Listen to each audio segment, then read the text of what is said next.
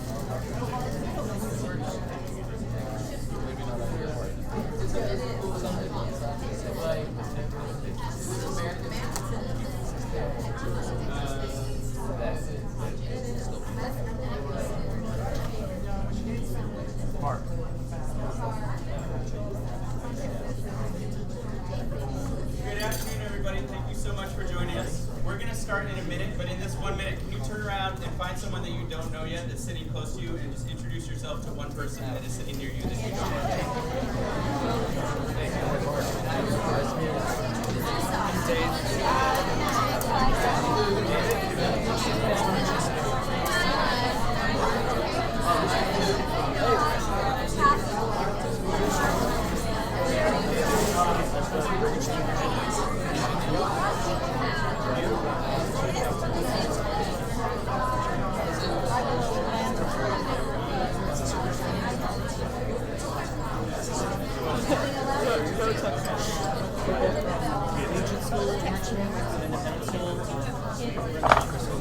Thank you so much for joining us. At this point, we're going to begin. My name is Tim Best, and I believe in inquiry and project-based learning because it enables my students to learn science by doing science. Hello, my name is Jason Green. I believe in project-based learning is learning to solve problems. Hello, my name is Alicia Doss, and I believe that project-based learning and inquiry allows individuals to answer questions, find answers to their questions. Hi, my name is Sadie Sprague-Lott, and I think project-based learning allows students to go in depth into topics they're learning and apply their learning to their lives. Hello, my name is Amani. I believe inquiry is essential to fostering an individual's drive to learn and participate in global learning. Hi, my name is Kia, and I believe that inquiry and project-based learning allow for an in-depth personal connection to be made between teacher and student and student and peers. My name is Ian Fay. I believe that inquiry and project-based learning has the ability to completely answer the question of why do I need to learn this?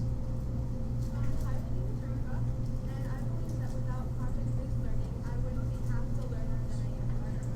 Hi, my name is Kiara, and I believe that inquiry and project-based learning gives me a unique sense of how things work and how I can apply different concepts to the world around me.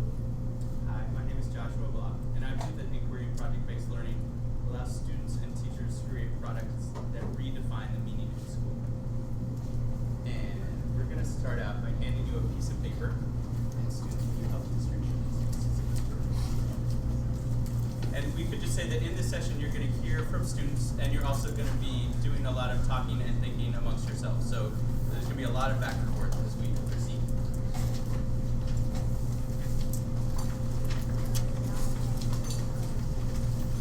So when you get your paper, please fold it hamburger style, like that. And use just one half to write down some thoughts on those two questions. What different things make inquiry work, and what different things are necessary for projects to be successful? So once again, we're folding, and on the top, we're writing some thoughts that address those two questions. And we're only giving you a couple minutes now, but we want you to get your initial thoughts down for both of the questions. Does anyone need a piece of paper? Yeah, that's fine. Someone's just gonna go.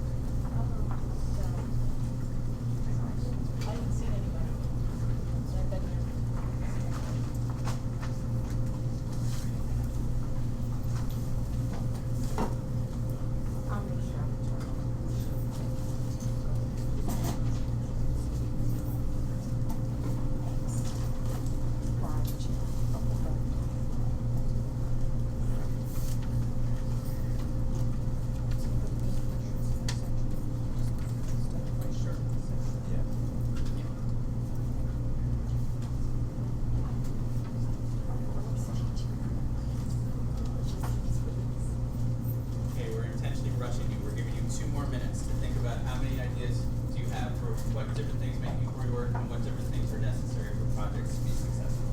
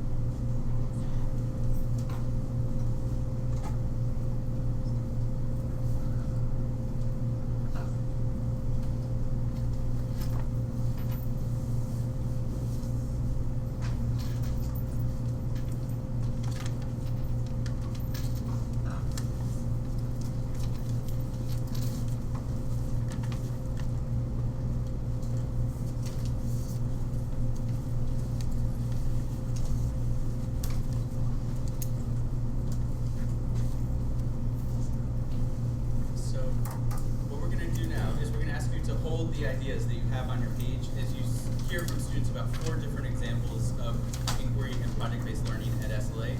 And it'll be interesting to know in what ways what you've written down overlaps with what you're seeing and what you're hearing, and what ways it might contradict some of the things that you've written down. And those will be really interesting for us to investigate together. And what other questions it raises. So I'm going to pass it out to Imani. Good morning. So the project I was speaking about today is an inquiry into neuroscience and the law. Can you speak up? The project I'll be speaking about today is an inquiry into neuroscience and the law, and these are some of the guiding questions that went into the project. The activity that you guys just did is actually how we start off most of the days in our science and society course.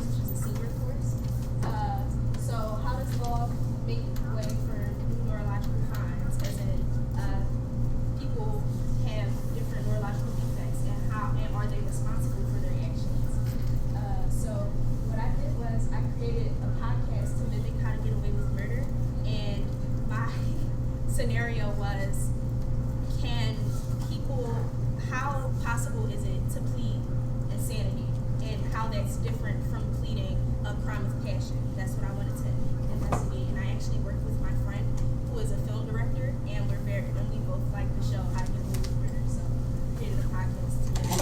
And what I found that I learned most from the project is, how does one present information that is otherwise kind of boring, legal statutes, in a way that the viewer will leave with knowledge and entertainment. That was project number 1. And project number 2 comes from Monisha, right? Am I correct? Okay, so this is Monisha's. So I'm a senior in Mr. Block's American Government class. Can you speak up too? Can we turn off the noise? So I'm a senior in Mr. Block's American Government class, and so for this unit we started off by learning about democracy in America, and we started learning about Alexis de Tocqueville, who was a Frenchman who came to America during the 19th centuries to study democracy and question how democracy is viewed in America. So from that we went on to doing a project where we had to write our own chapters. So we wrote 3 chapters, and each chapter had to be about 750 words long. And with that, we created a multimedia. So that could be anything from creating infographics to drawings to videos to podcasts, incorporating anything to like pictures and stuff. And the main purpose of this was to investigate questions and democracy in modern day America, and to develop deeper questions and insightful questions so that we can understand how democracy is viewed in America today. So we'll show you.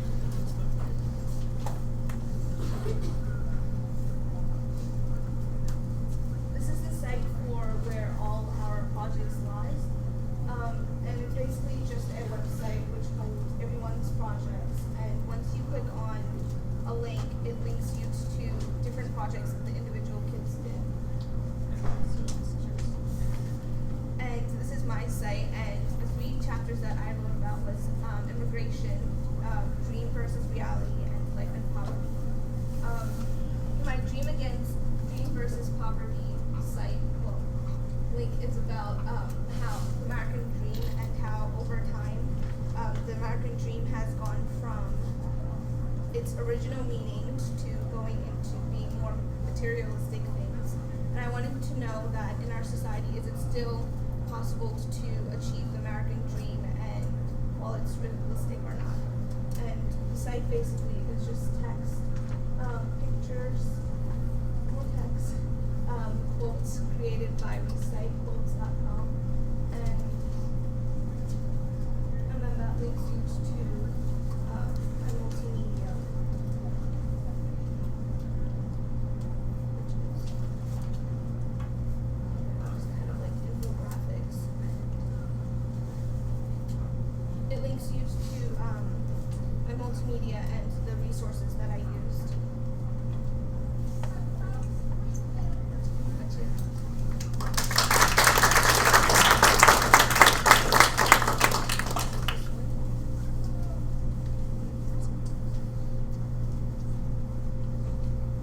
Hi, my name's Sadie, and I'm also a senior in Mr. Best's Science and Society class. So at the beginning of the year, we started focusing on neuroscience, and we were learning about how does the brain develop. So we started learning about babies and critical periods, which is a time where babies take in a lot of information and where they really start to learn. We learned about this girl who was found by the state, and she was left in this dark room by herself until she was about 13. And when the state found her, she couldn't talk because nobody had ever talked to her. She could only see so far because the room that she was in was only like 12 feet by 10 feet, so she hadn't developed her vision fully. And it was very difficult for them to ever get those skills back because she missed this critical period in her development as a child. So we had to design a toy and 2 label diagrams representing our toy, a prototype, an advertisement, and a write-up of the neuroscience behind the toy that we were doing. So the process were, first we had to research a critical period. for each trait that we were focusing on as an individual and a group. So then we had to find like where the development takes place in the brain for the trait that we were focusing on, and then figure out how to incorporate it as a toy along with the other people in the group.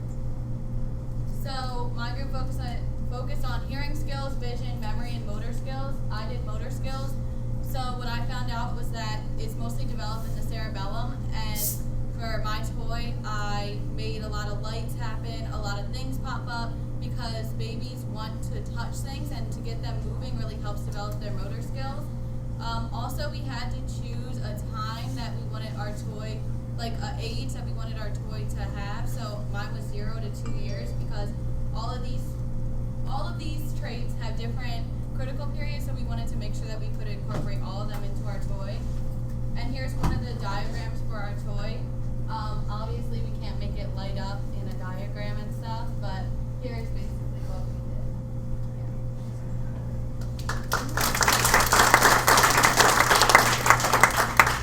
I'm representing another 10th grader, Anthony Chin, who until this morning thought he was going to be here. And this unit was in the 12th grade American government class. The unit was about democracy in education. And in Philadelphia, we have this horrible funding crisis where the state education budget has been decreased greatly, and it's influenced certain parts of the state much more than other parts of the state, particularly cities and particularly Philadelphia. So this unit was a great way to start the year, as students had heard about the issue of funding and the funding crisis, but they didn't necessarily know all the different pieces that had come together to create the current crisis. And they didn't necessarily think a lot about the relationship between democracy and education. So we began the unit by doing some different readings, including a great roundtable discussion that was in Harper's Magazine called School on a Hill. And we saw some different videos that had to think more about education and the ways that schools can be redesigned and connect more. I guess schools can be redesigned in many different ways, and including connecting more to democracy and the idea of democratic education.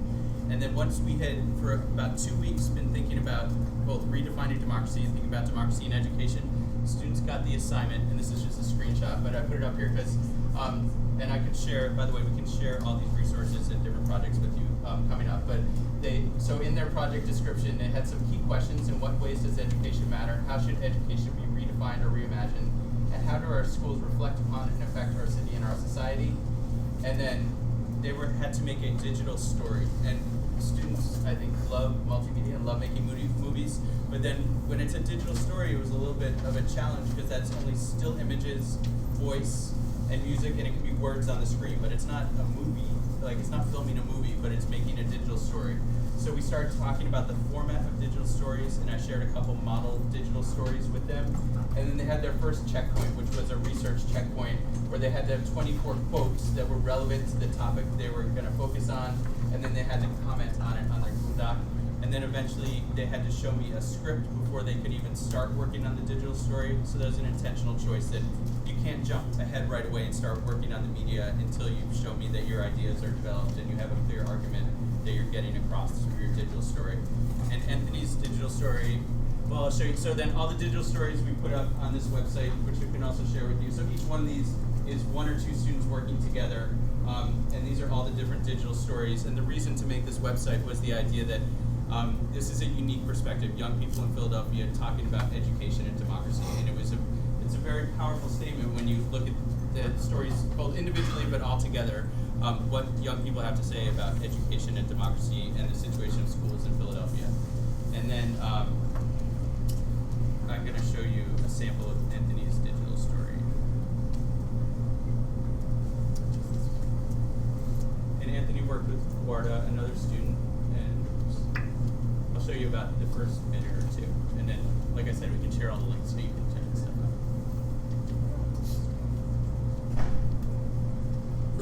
If you would ask someone 10 years ago about school, you might get an answer along the lines of, school is fun, or school is interesting, woohoo. But if you would ask a student in the present day about school, you get something completely different. School is so boring, or it's pretty useless to me. Ever since budget cuts happened, schools have changed, and most importantly, the classes have too. When you walk into a classroom, you expect students to be learning, to be engaged in the material that they are being taught, having textbooks out and thinking about what lies ahead. Children are not failing to learn, abandon school because they have no hope that school will do anything for them.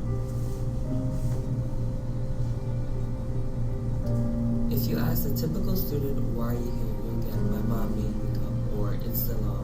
Only once we as educators justify our purpose can we expect our kids to embrace it.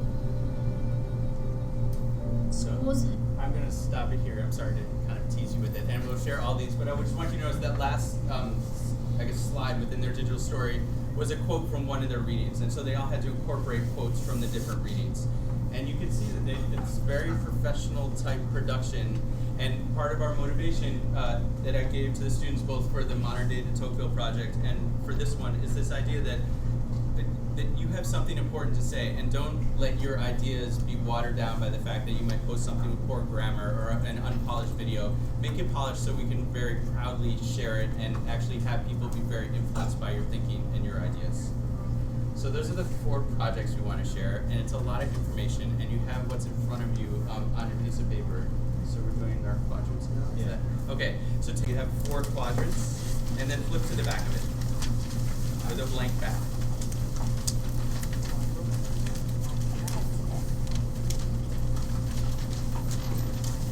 And in each quadrant, can you put down a question or an issue that you would like to think about more related to inquiry or project-based learning? And we have some suggestions, which you do not have to take at all, but you might want to think about what are the ways that teachers can successfully tackle complex content. And that might be one of your quadrants, how you title it. Or what are the different ways to structure project flow? And what different ways can projects fit into units? Or how can assessment be meaningful and lead to growth? Or come up with your own better questions or better topics that you would like to discuss with others in the next, when we're about to give you time. So a title for each quadrant, and your title can be a question or just an issue that you want to think more about.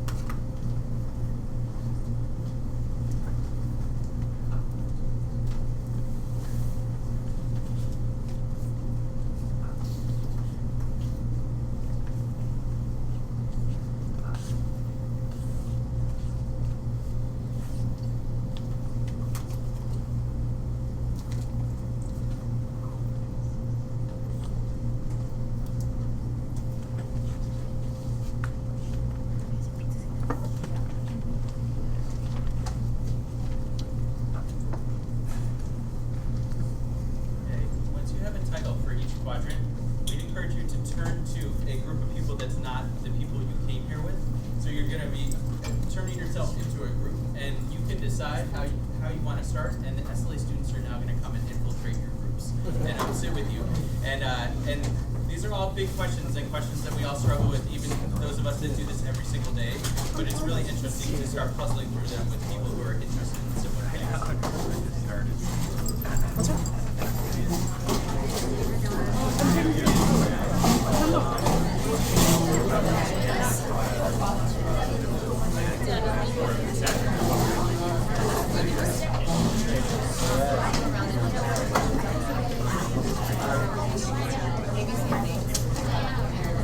My presenter never showed up. Are you kidding? Go to sit here again.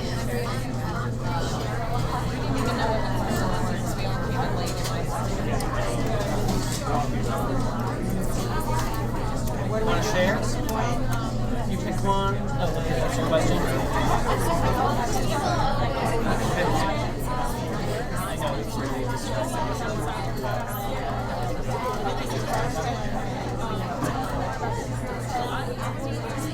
Project. Right now, we're just going to share the questions that we have by PDF.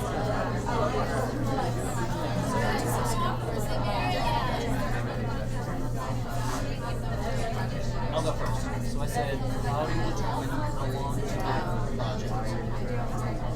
Mine are already nuts.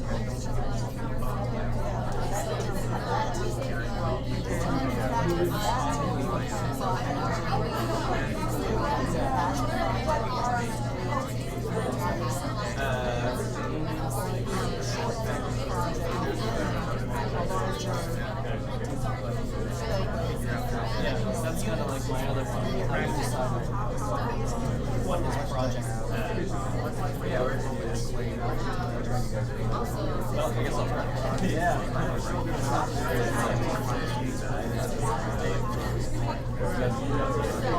Just some questions we asked on PBL.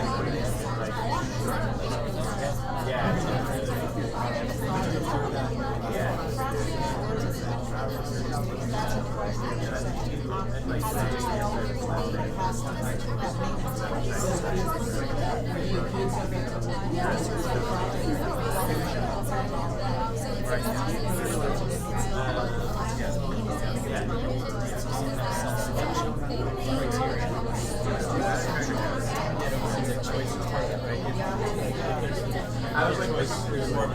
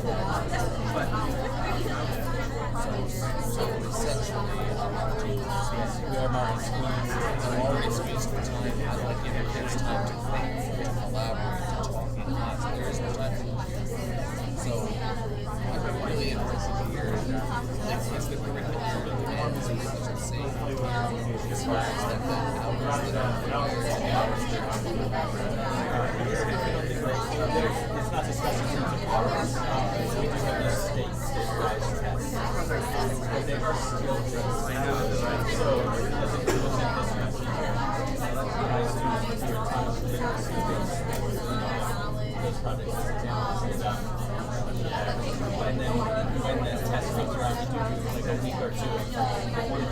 This is how you want to take this kind of test. It's not like you need to follow the reason or something. Luckily, like that's already they're very strong. But there is the knowledge of just having to take that standard as test. But it does seem like with what you're saying, it's a completely different vision of school, right? This idea of I have to cover this, you know, and so it's like there's a larger switch in thinking that's behind. Because if project-based learning is something you just have to work, yeah, that's like a dead end path, right? Or yeah, it's just like and it's like you giving all the students any questions, and they give you back. The students responsible for learning content from other projects. Yes, but I would say more the primary thing was their and others tell stories and then depends on other people's so and there's some people like me, say the first 2 weeks of the year before they start working on the project, so we all have a certain foundation, but then they head out on different paths. Like I really want to do something about standards testing, I want to do something about city school versus around school. And each kid kind of found their own path. What I found, I'm a science teacher now, I'm happy to produce really great products, like say liquid body systems, or really anything that gives somebody to generate size projects after they're still big enough to do a project. I'm trying to get them to do that. This project is not just really no matter how and I think that's a good point. And then there's the question, so ultimately, as educators, is our goal, is it content or skills? And it's some mix of the two, obviously, but for me, as a, say, the history teacher, my students can Google anything. Right. Like, I don't need to have them memorize the events of the French Revolution, because it's like, that's but, I guess I'm trying to conceptualize for myself what do they really need to learn, and learning not just means content. Yeah. So if it's like someone's an expert, I'd be curious if someone's an expert on the respiratory system. Is it okay if they're an expert on admin and understand? teaching bio, so maybe change the rules.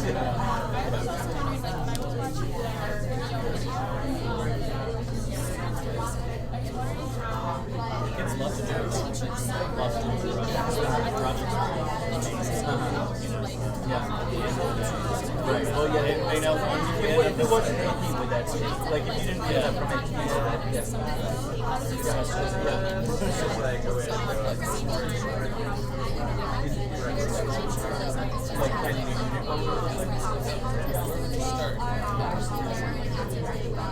so like one of these, when you say just a general or like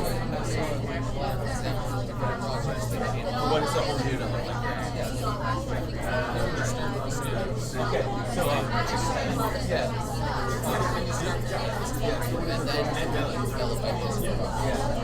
unit the first day of that unit, they all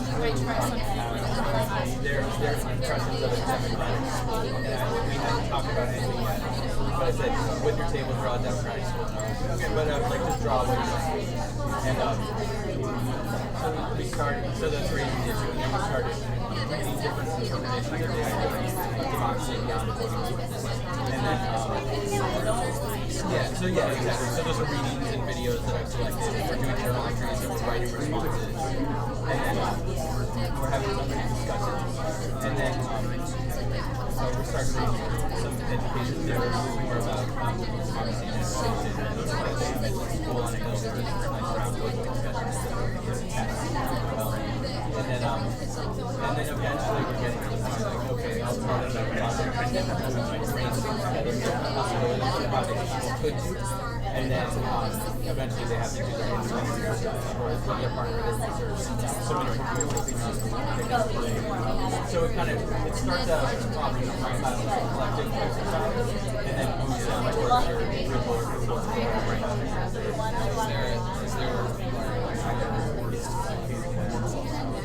it depends on the project. Sometimes you have something. And this one, that one you saw, you could really impress you or care, but sometimes you have a larger, support or something like that.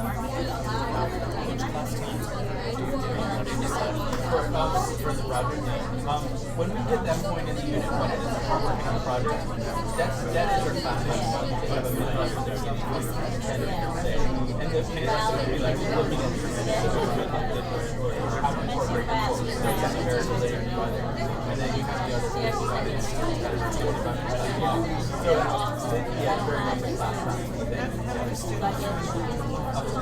So between 30 and 30.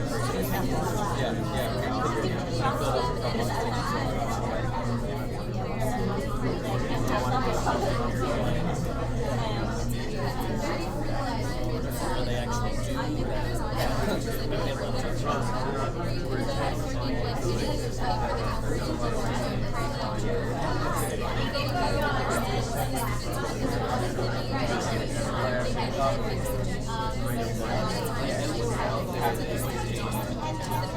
Hey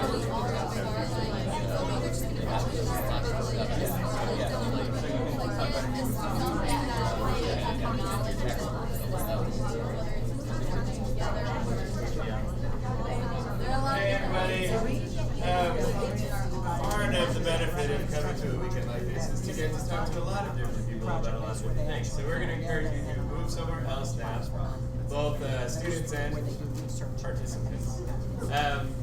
Make it so at least half your table is new. Let's go there. If you really don't want to get up, I guess you don't have to, but go find someone new to talk about. New topic, new students.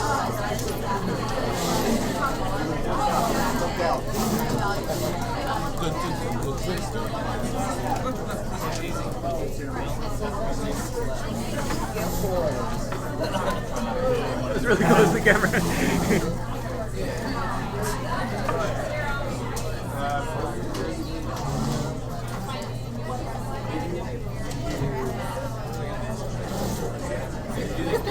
Because you'll know who to talk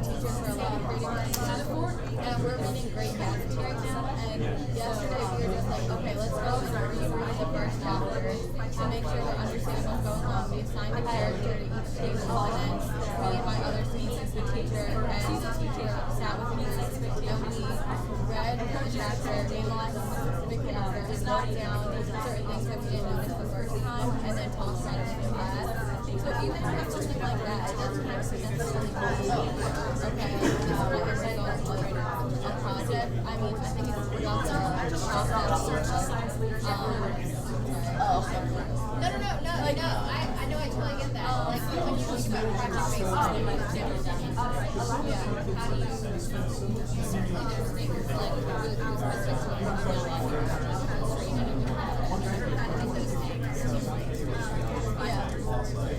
but I guess it's So I exceeded our management projects, like I guess it's sort of but then it's also like mathematics, or mathematics, and I think she basically this English class, our teachers always try to make it relevant to our lives, and then it gets us really interested in it. I don't think that if I was just reading a book and I'm learning as opposed to actually enjoying it. So I think that's a big question. Also, like how is this relevant to the students? Like why are they making this project? Just that like interested in learning. So the scope just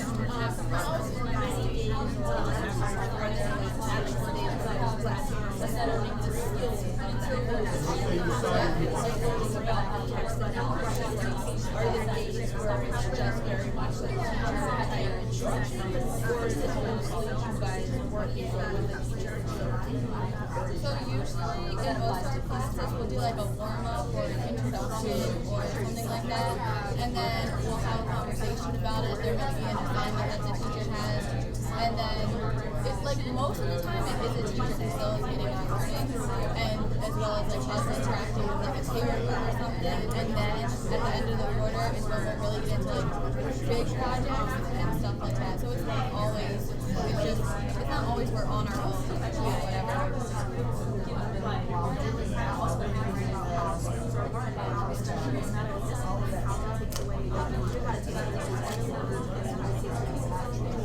Right.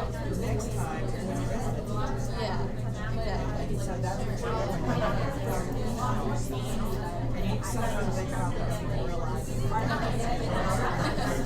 Until all of a sudden, in your mouth. Are there days where teachers try like working with concepts and then like just practice problems? Yeah, especially in math or structures like that. I'm in calculus right now, and most of the days you do a warm up and then a lesson, and then we'll get these things called problem sets, which are we get them about once a week, and there's a list of problems that are due and they're graded, but it's more like we'll have time to work with each other. We'll have time to do stuff collaboratively to make sure that we're all on the same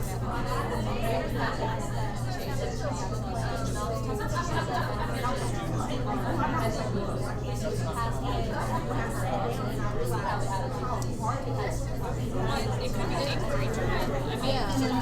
And then background knowledge. And actually, there's no emotional processing and emotional and some of those are great examples. and that's applying it to things in our everyday life. So I just got done a project where we had to create a website using derivative to real world application. So even though in a class, like a math class, where we might need to get the information work out doing as many projects as we do, we then have to apply that and know why we're learning. So in math, it might not be a just project in between, but there will always be a project at the end. And even yesterday, we had to, our teacher gave us a piece of paper, and we had to cut out the corners and create the largest volume possible using derivatives. It was very difficult. I'm crying, but yeah, like we're always looking at how this is relevant. Yeah. Teachers like that. Yeah, I would say. That's sort of as a balance, inquiry and project, but I think there's still a lot of big skills that have to learn.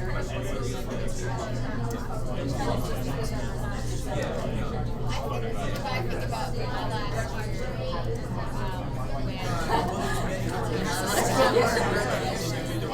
started with like getting those foundational skills.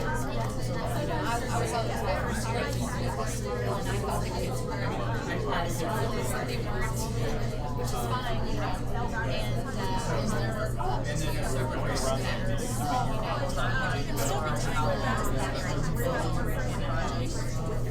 Oh no, I guess I'll check out project. Right. And I know definitely there's that's something that I've had less of my school's space.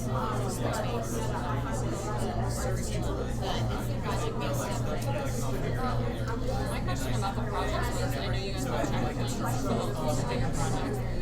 What happens if you feel like not there? Is there any flexibility in meeting the deadlines? What happens to students? I think it depends. If you're in a part of drawing in class and your teacher knows that your students are you'll be like, okay, some of these is good, we'll talk about this and then turn it into another series. They're just going to be like, oh, that you've been there on your own. They really want to work with you. They want you to really address work. So individualized attention really helps with that. Also during the process, to make sure that there is something that is eventually.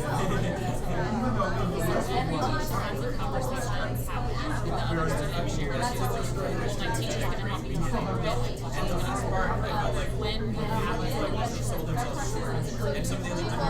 We'll get a project and then we'll have like a proposal that comes to the teacher about what we're going to do. So that's like we're talking to and then during the process, as we're working on our students every day, there are always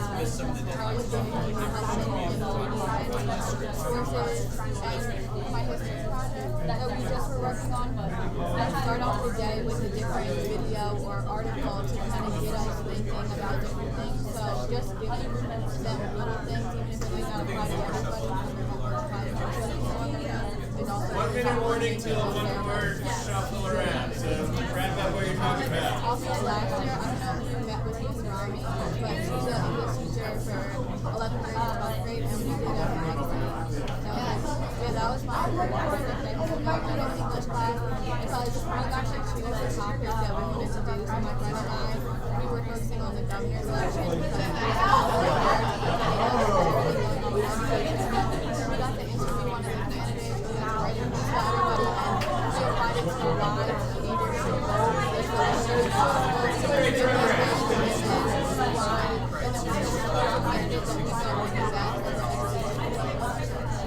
And the magazine was like your whole class.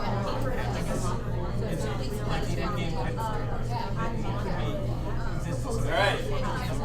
Go meet some new people, talk to some different students.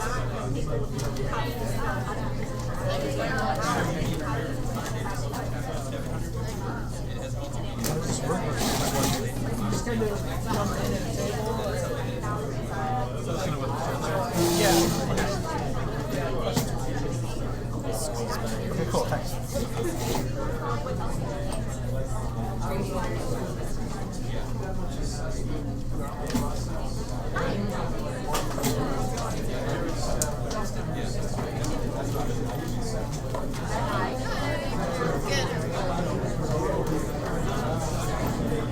Brianna, I work in university.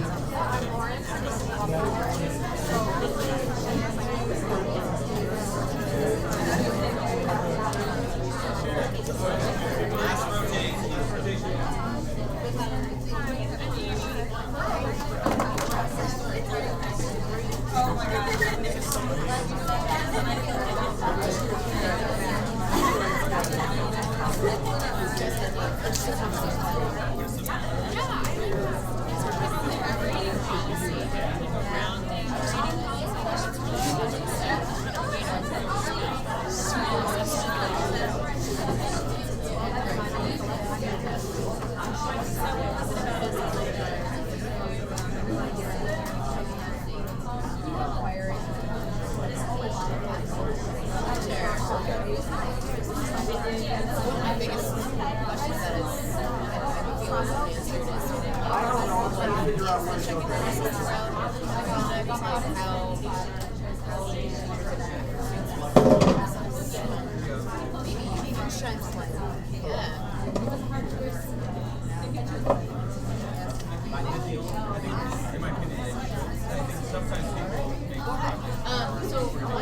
answered is sort of when you're a project, you're working on it, what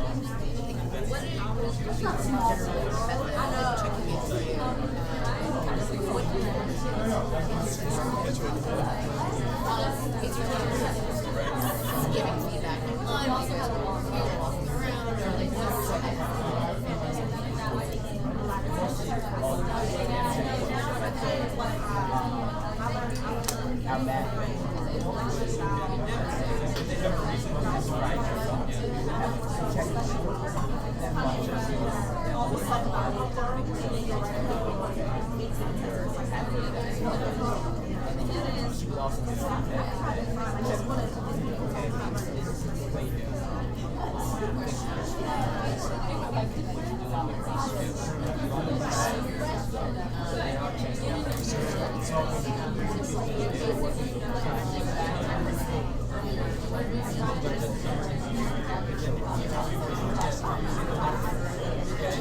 Is there peer assessment along the way, or is peer assessment mostly those checkpoints? Is there any?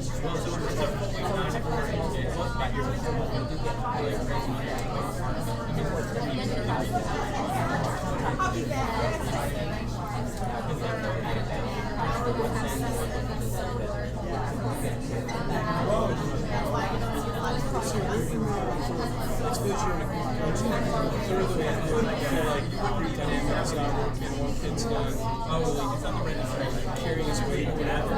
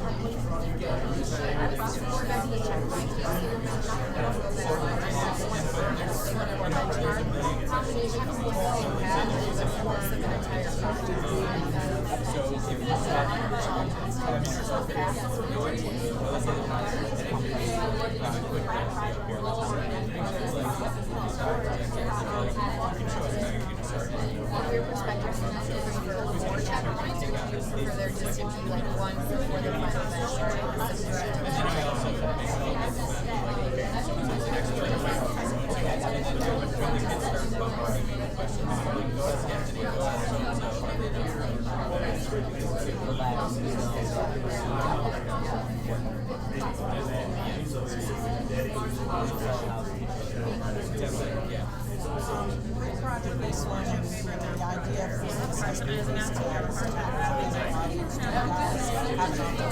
have people outside of the school see your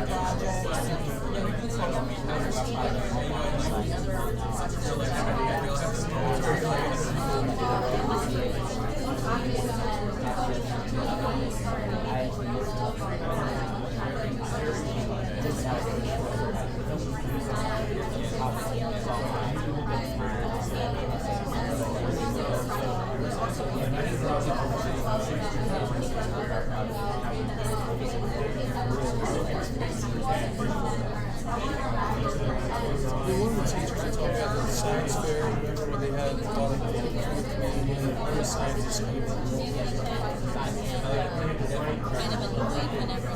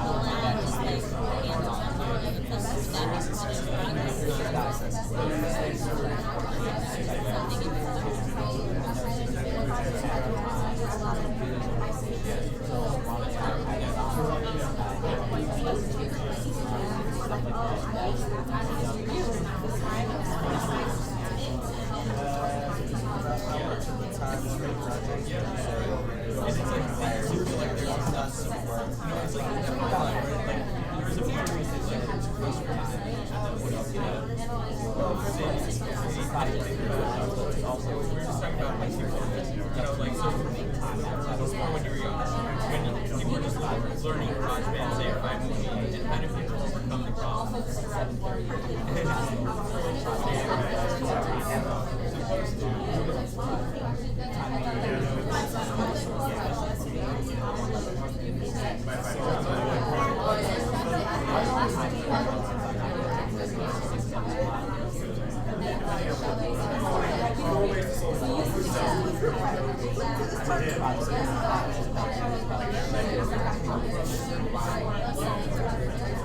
You've used the phrase that's part of being a high school student. I'm wondering when you were told, how was that built into the major?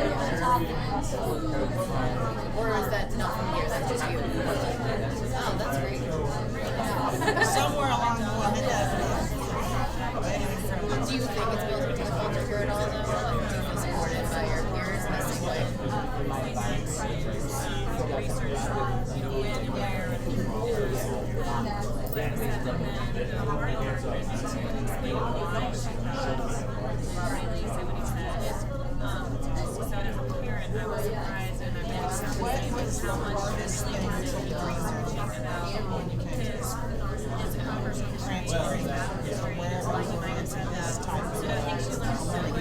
Take 2 more minutes and then we're gonna come back and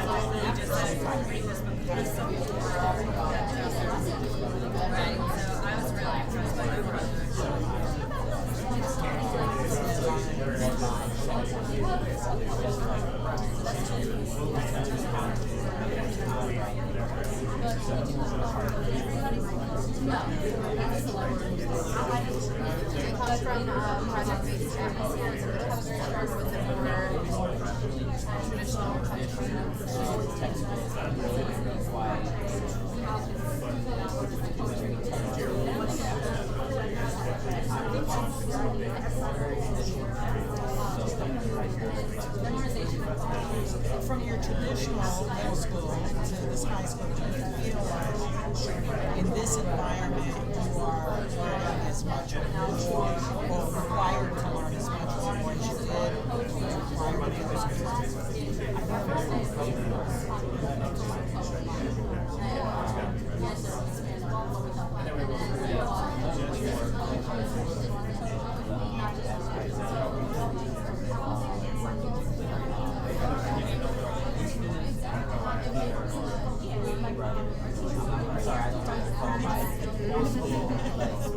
motivated.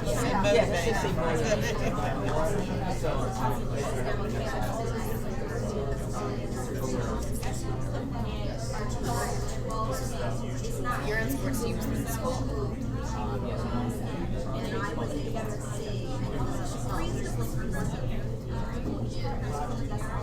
Do you do projects for those teams or are those called games? Like matches?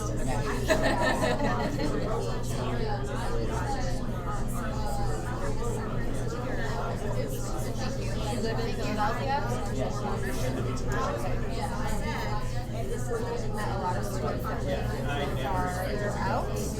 How long does it take you to get to school every day?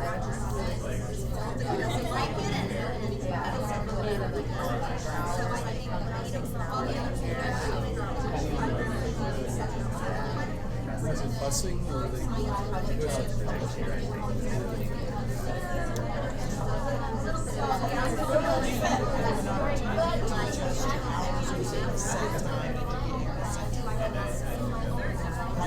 The different students, like, do you set a schedule, or is it all the same? Is there anything 1 minute to wrap it up. Students eventually come on back in.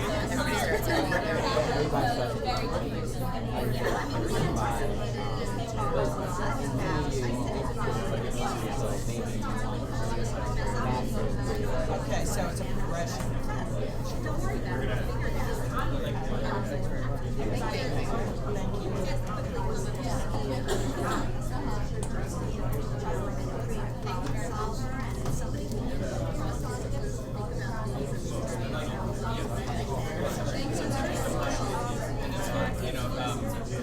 It shouldn't have to happen because they don't want it to happen.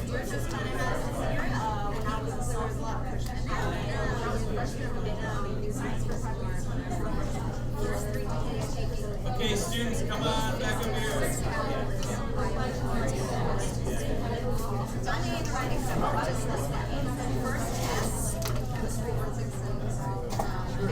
And if everyone can turn around so you can see everyone else. Wherever you are is fine. You don't have to move your seat so much. Start out. We're going to go around the room twice. I point to your table. Someone at your table speaks up, and it's something that you heard from someone else that stands out to you. Back table, start us out. Anyone at that table? What's something one of you heard that stood out to you? Not to put you on the spot or anything. It could be anyone at that table. Should have 2/3 of your research done before you start your project. Interesting. This table over here, go ahead. Anyone there? Students are urged to make sure that they have projects that are creative in nature. Really not the easiest way to get something done. Excellent. Let's keep going around the room counterclockwise. Yeah. There's teachers that sometimes use the description of the project and change what it's going to start at it, and then decide where the project's going to go. Nice. You guys go ahead. Okay.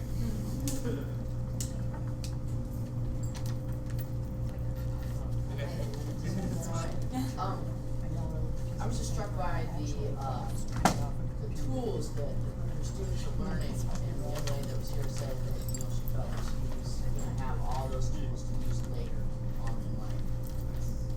Go ahead, table. Meaning is everything when you have a project, and you can't say, why is it that I'm doing this? It makes you feel like you're doing it just because it means. Great. Anyone back there? Yep. Well, this kind of work totally changes the nature of homework, and not to mention assessment. We said something that resonated with me was the ability of the project to help make real world connections for the students and help them relate to the content that they're learning about. Sorry. One of the students was telling me about how a lot of his reaction to learning new material for, like, he gave a math example. He's like, why are we learning this? And he was like, well, I have that answer. All this other good stuff. And let's just keep hearing from several more people, including any students that want to say anything. What other things did you hear that are standing out to you at this moment? I like that. I heard a lot of the students talk about the reflection that they're usually required to do after some sort of like activity or project-based learning, where they're really able to show that they really got out of the end. That's really all that matters. But not all that matters, but it's all about reflection. Yeah, it seems to add a whole other layer to the process. Yeah. I want to compliment the students because I am so impressed at how well they can articulate their own learning. And I think probably the presentation value really brings it. But I listened to a variety of ages, and it was really lovely to just hear their view on their education. It was great. I agree. And just full disclosure, we chose 12th graders and 10th graders, and we showed you 12th grade projects. That was our choice. We could have shown you 10th grade projects also, but obviously there's an interesting progression throughout the 4 years of being at a school like this. At this point, let's keep hearing from people, but it could also be a question that you feel like is worthy of discussion in the large group now, in some of the time that we have left. What questions are still, are you sitting with that you feel like you'd like to hear more different opinions about? Okay, go ahead. So I come from a school, a culture that is very much creative focused and very much college admissions focused. I teach in the high school, and so one of my questions was like, so obviously part of this process, project-based learning, career-based learning, is failure, trial and error, and how do I make that okay for my students, but also for my parents? Because right? But how do we do that? And then how do I assess, and how will that tie into assessment? I think that's a great question that we could all chime in about, including students in different ways. Do you feel like, are there ways that some of your teachers have structured learning so it is okay to fail or mess up, and it's still like, it's not like it's just math? Do you want to talk about? I think our math system is the perfect illustration of on standards rather than just testing. A standard in calculus may be the ability to differentiate the first derivative from an equation. And if I fail it, it's out of 5. So if I fail it the first time, if I get like a 3, I can study. There's plenty of different resources like Math Lab and other students to study and then retake.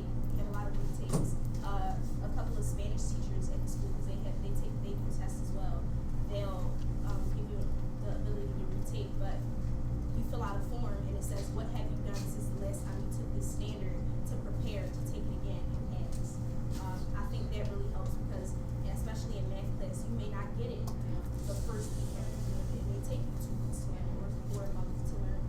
Can I follow up? So how do you deal with that as a student with many other different classes? Maybe you have college applications and all this other stuff going on where it's you might, so the class moves on whether you pass the standard or not to your satisfaction. So how do you manage? Okay, you're on another topic or another unit in math class, but you still want to retake the standard that you got the 3 on. What? So you're sort of are you studying or practicing the new skill that you're trying to work on as a class, but then also the skill that you still have to show your mastery of? Does that get kind of crazy or? In our math class, I think everything applies to the next thing that we're doing. Right. So you really need to know, and I think that's what they're trying to get out of retakes is that, okay, it's not like you're just taking this test and you fail and then we're moving on to the next thing. You need to learn this so you can go and learn about further topics. So math lab is open 4 days a week. You have tutors in there that are going to help you out. Your teachers have office hours where they can help you individually as well. So I don't think it's about oh, we're on to this new thing. I think it's about, here, you need to know this so that you can complete this larger. So that, but as a student, you feel thus far it's been manageable then to have to, because math is my weakest subject, or was my weakest subject, I'm taking it more.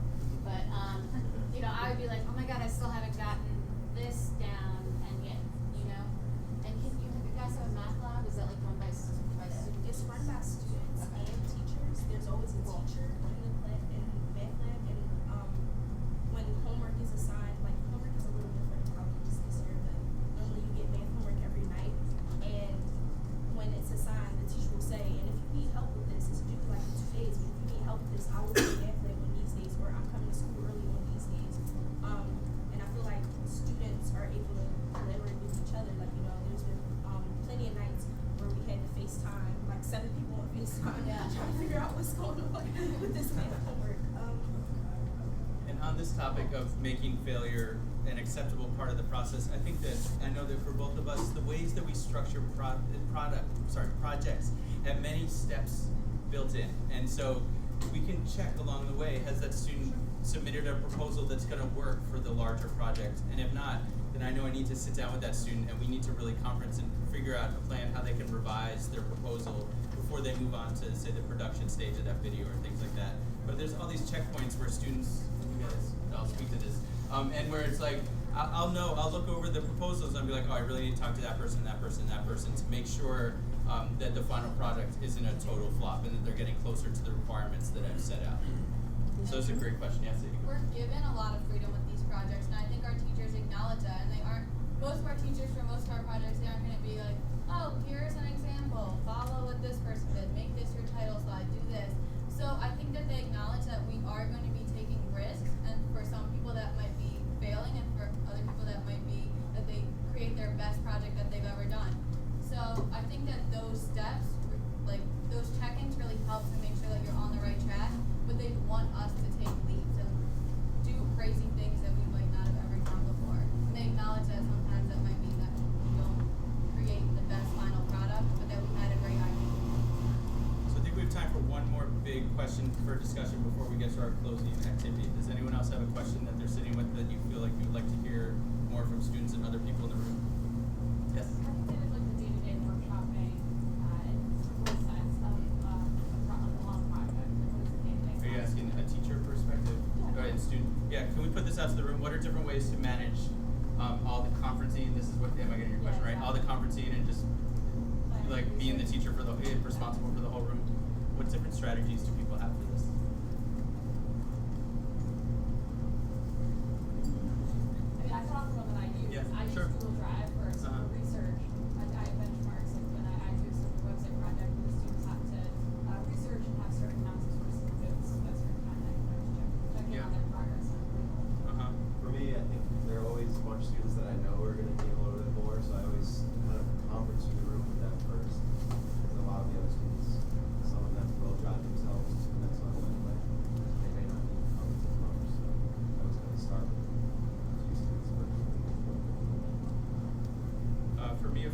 helps is trying to remember that I'm not the only person in the room that can give meaningful feedback, and building in where students are giving each other feedback and trying to structure that in ways where, if I can, we have peer eval forums that students often use, and you, like on the EduCon project, you could, if you go to that site, there's an example of it on the about page, and so they had to, before they could conference with me, they had to do a peer review where someone gave them feedback, and they had to do a self-eval where they had to fill out a sheet saying what they feel like the strong points are, what they feel like are the areas for improvement. So it was good for the process that it was, but it also meant when I was ready for that conference with that student, we could get right to the point, because I could look at their self-eval and be like, okay, this is your main argument, like either great or okay, let's figure out how to improve that a little bit. You need another resource, and I would immediately know what conversation we needed to be having by looking at this form. So conferencing, but there's many classes where conferencing was the main thing I did. So it is a challenge. Everyone else needs to know that their process needs to move along as I'm conferencing with other people, and I think that's a huge balance for teachers to figure out. Any other strategies that people have in the room for how to balance the kind of individual attention that this requires and the individual feedback versus running a whole class? Yeah? I think that's something that needs to be worked on in the very beginning to establish that culture where they want that one-on-one time with you, and then so when they're not in that time, they're respecting that you are giving that time to somebody else, and they want the same respect from their classmates. Then I think that's the procedures that need to be established at the beginning. Yeah. Just a couple more thoughts on that question. I think there's times where it can work where I approach a group and there's one question where I can talk to the whole group at once. It's not like I'm looking at everyone's individual work in that moment, but what's a news source you found today? Or and I'm asking everyone this quick question, just kind of checking everyone's status and managing to check in with everyone. But also for me, I know in my classroom, starting class with mini lessons where it's introducing something related to that stage of the project, so that unifies everyone in the beginning and makes a clear picture of how they need to move forward throughout that period. Yeah, similar experience to that. I think that goes a lot. I do that a lot in a lot of my kind of project time is start with a something, mini lesson, let's call it, and then there's a lot of time where students are just working and I have the time to pop in and check on things. And I think students really kind of appreciate that time because then, there's other people in the room and they can ask questions. I'm there, they may not be able to get to me right away, but these things take time to do for them and for us. But for them, I think it's really valuable time to get into that during class. Could you give some examples of some of your mini lessons? Sure. Do you have one of those? So my 10th graders just finished an evolution project, and part of the project is to, let's say, fill out this, it's called the cladogram. It's like a family tree, but over millions of years. And at the beginning of the project, they didn't know how to do that. So one day I taught them some cladogram and showed them some examples, and then I said, okay, now the next part of your project is this cladogram. Let's all work on these now. So it's goes from me explaining what they are to some examples to them creating their own in the span of kind of an hour, but no one really finishes it in that hour, and then it's not really due for another week, so they have time to tweak it and make it better. Just one more example. So me and Sophie, who's the student teacher in my room this year, in our 10th grade class, they're studying revolutions, and specifically right now focusing on the French Revolution, and they're doing a correspondence project where they have to write as a character in the French Revolution based on different events that so the mini lesson is the execution of the king and reading about that and maybe even acting that out in the beginning of class. That's the mini lesson. And then now go back to your correspondence project. Your next letter is due tomorrow, and you have to write to your partner from your role about your response to the execution of the king. So mini lessons of that nature. Or just to give it to you. Another thing that Mr. Best did in our Science and Society is that we're studying what food means, and that's a lot of different things. We talk about organics or nutritional value, but we had a project that we were working on. We had to create our own recipe and cook it and bring it in and analyze that recipe. But every day when we get into class, we got a new aspect and a new perspective to look through. Like one time, the warm up was what happened in Australia when these researchers brought the Aboriginals back to their natural habitat and put them back on the traditional diet rather than the Western diet. And we read about that and we talked about it for a little bit in the class, and then we went back to our individual projects. And I think those little things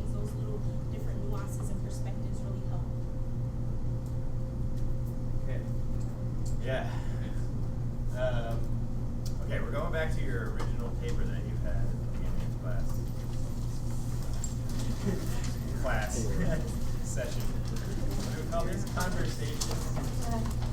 Okay, so at the beginning, we asked you to write down some things based on those questions we asked, and now you talked to a bunch of people, heard from students, etc. Reread what you wrote, and I'm going to ask you on the back, I don't know, what do we have on the back of the room anywhere? Oh no, it's on the front, the bottom half of the front. Write down these 3 observations, 2 questions you still have, and 1 specific goal you can set for yourself, you know, that you've heard today and want to work on. I don't know, set your own time frame. Once again, it's 3 observations, 2 questions you still have, and 1 specific goal for yourself.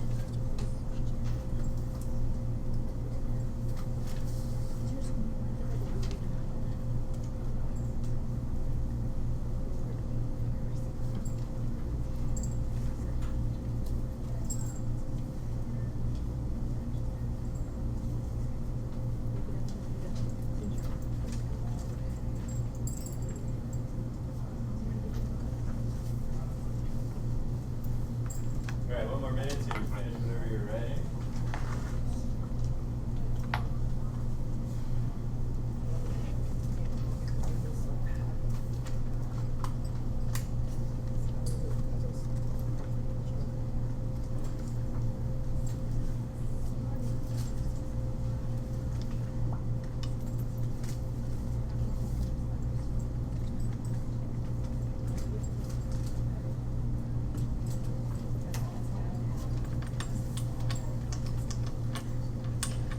Okay. We want to hear a few things that you may have just written down, maybe a question or an observation or a goal.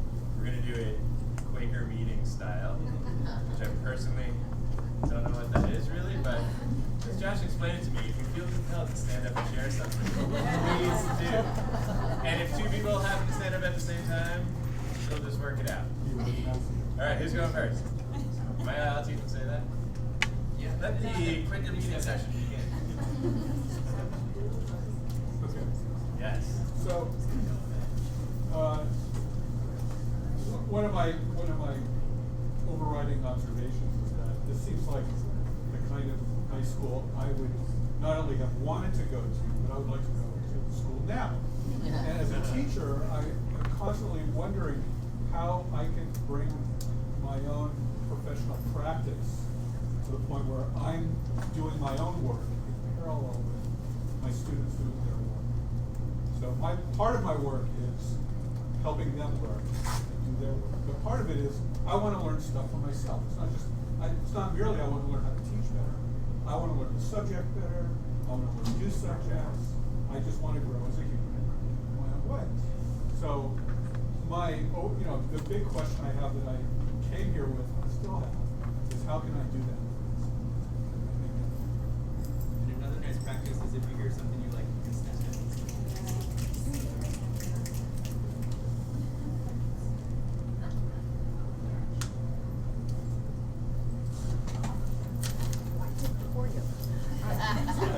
I guess I have a question, and it doesn't have to be answered, but I'm just curious how students at SLA and students in a project-based environment foresee their projects, their inquiries, their innovations, all the different things that you've done, how you see it transferring into your college lifestyle, your career lifestyle.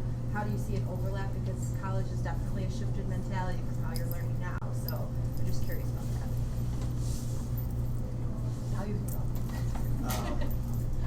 sort of observation that leads into a question, which is that I like that the environment here is sort of a learned experience of accepting and loving these project-based assessments, and that leading into the question of how can we do projects like this and engage in this type of learning in a school that hasn't fostered this feeling of love towards project-based assessment.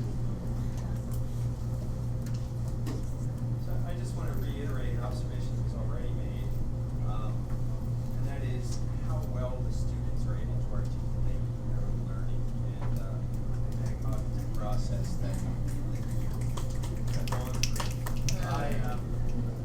For 20 years, I taught a class, a creative class with other teachers. It was very similar to this. I just got moved to high school, where the culture is entirely different. It's a traditional high school, and I miss what you guys are able to talk about. Thank you. So, I came in this weekend really thinking more about where does meaningful, authentic inquiry come from, and two observations that I had from this session was that inquiry can be kind of framed by the teacher. Like a teacher can ask good, open-ended, inquiry-based question, but that work really needs to be done to engage the students in the relevance of the question. And inquiry can also be the result of intense or really provocative content that the students may ask questions about. So either way, at some point there's got to be a lighting of the fire for the student to want to pursue the question. But it's possible for the teacher to open up or frame the inquiry. It's also possible for the students.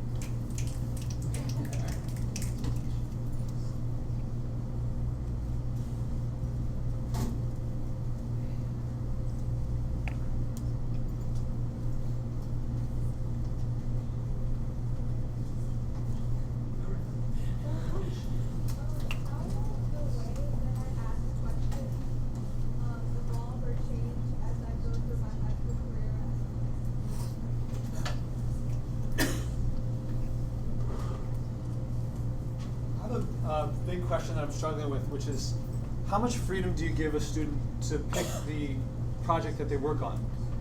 Because if you give them a lot of freedom, then they might not do a lot of things that you consider very important.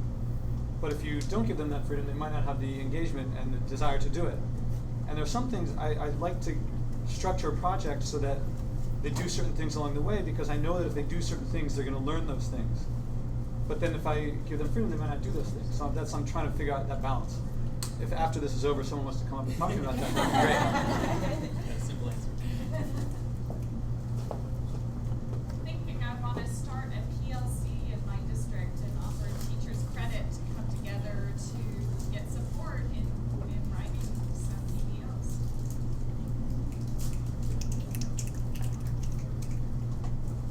One observation is I was impressed by how quickly the students I talked to sort of remembered and talked about the content from the project. So the way that this project-based learning really sticks with you content-wise.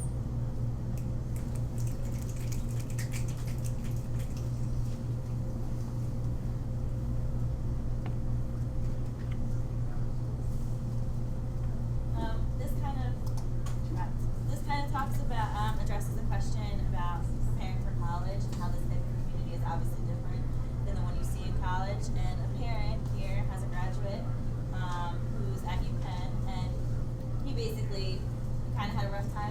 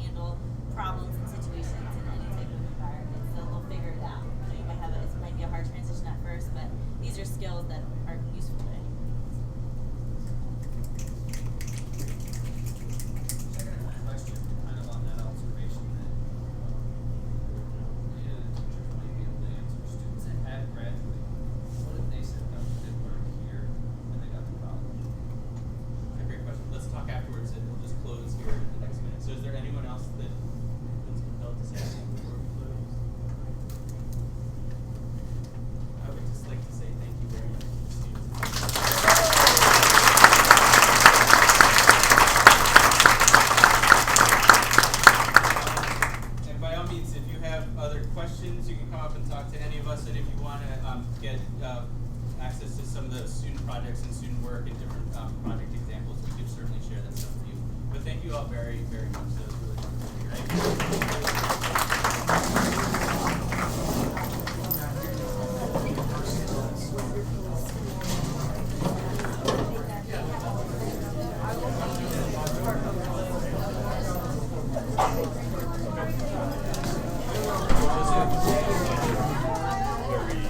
What's going on?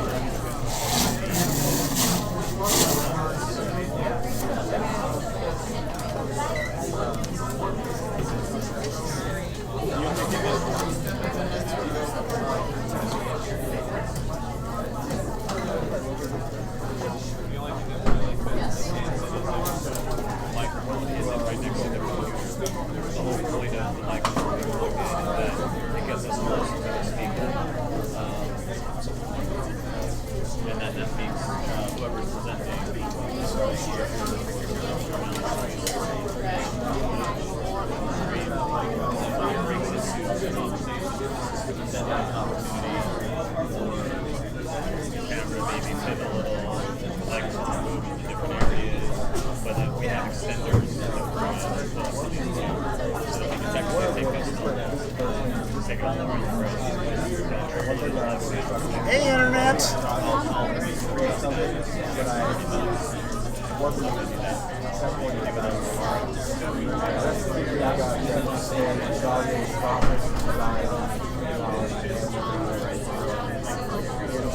It'll be live for the multi-camera event morning from 9 until 10. So that's the big time. So we'll be setting up at 7. A lot of it's already set up. Then we'll go live. And at 10:30 it ends, and then we immediately start setting up. So it's a little hairy. We go from big so now that we have this thing kind of checked out in like a way that makes sense, it's going to be serious. The 8th graders talk to the 7th graders. Yes.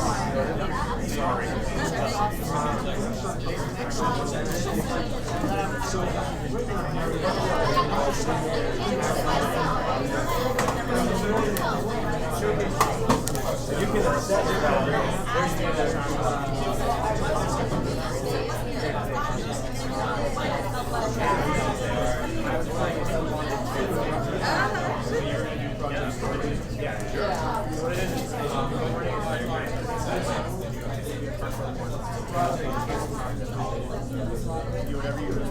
It's nice to meet you.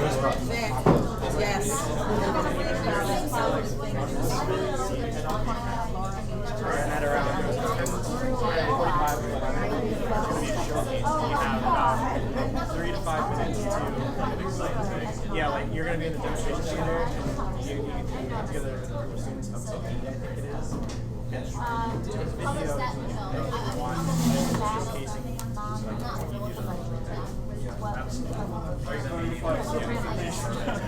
I've heard yeah, that sounds awesome. Yeah. They're like, feel free to pull anyone else in if you don't like it. Yeah, we're still doing that. Now we have a lot of stuff.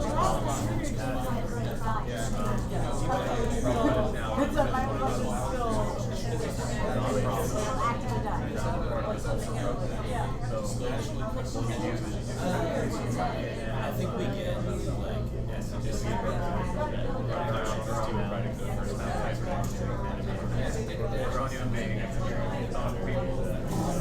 usually we have clients really meaningful, try to get to launching several of them.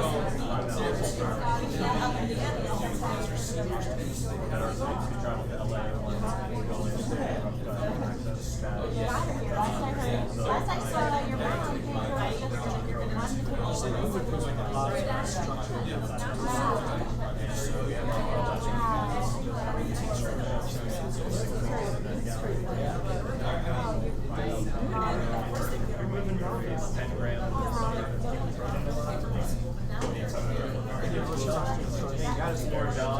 So we have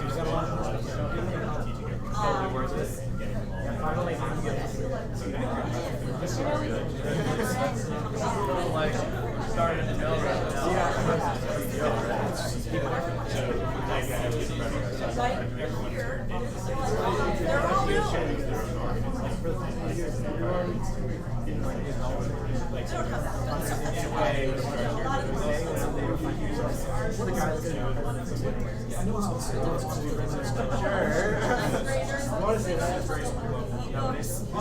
Now I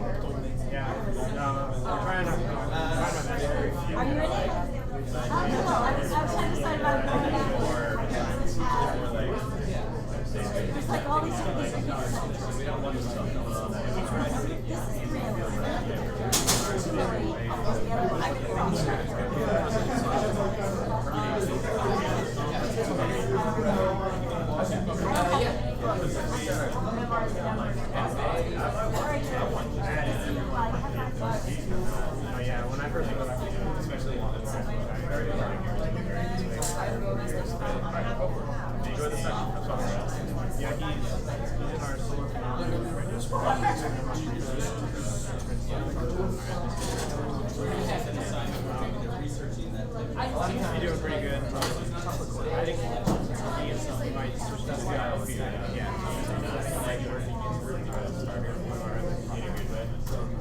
So how was this event before to get the documented? I don't know if it I don't know if it could be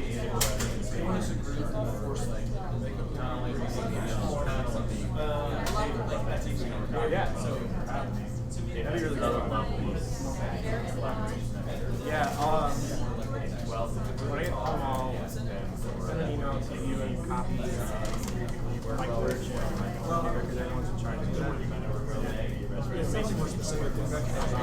Since deadline is running out, go ahead. Next Friday, next Saturday. So shoot me an email about everything. It's still the same